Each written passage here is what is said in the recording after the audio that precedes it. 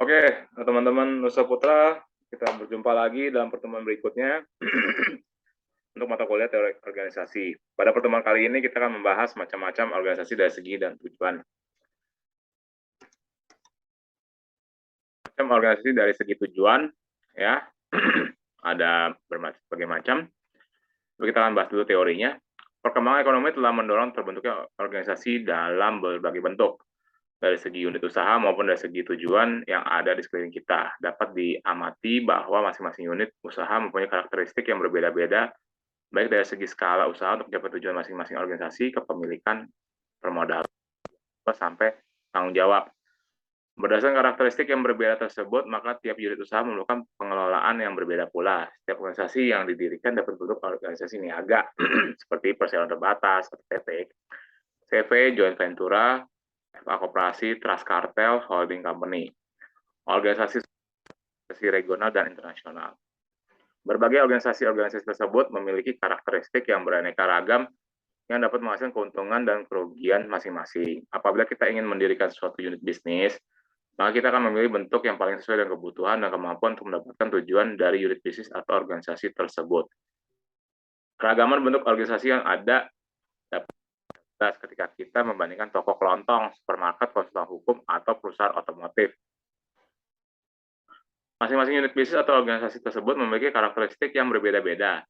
Demikian pula yang akan kita bahas pada makalah ini seperti organisasi niaga, regional, dan internasional antara klasifikasi di setiap masing-masing organisasi tersebut. Terdapat perbedaan karakteristik pada pembentukan organisasi maupun segi keuntungan organisasi sendiri. Macam-macam organisasi, kita membahas organisasi niaga dulu ya. Ini ada perseroan terbatas, ya, ada PT terbuka, ya, atau lagi PT doang ya. PT tertutup, PT kosong, perseroan komoditer, maaf, atau CV, firma atau FA, koperasi dibagi-bagi lagi ya menjadi koperasi pembelian, pengadaan, konsumsi, koperasi penjualan, pemasaran, koperasi produksi, koperasi jasa. Berikutnya joint ventura, trust,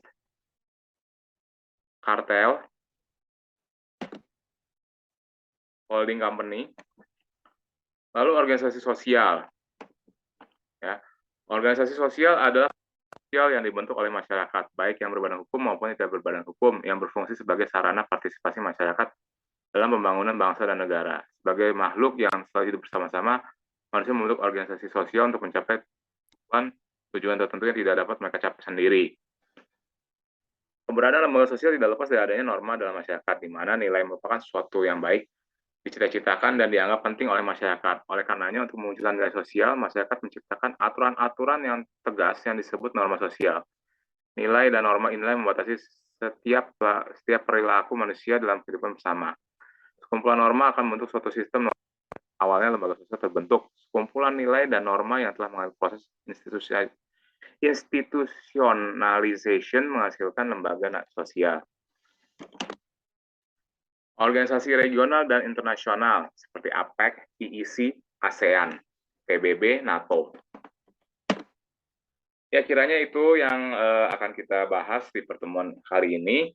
Teman-teman silakan baca lagi sendiri materinya, dan kalau ada yang ngerti bisa tanya gue. Oke, terima kasih teman-teman.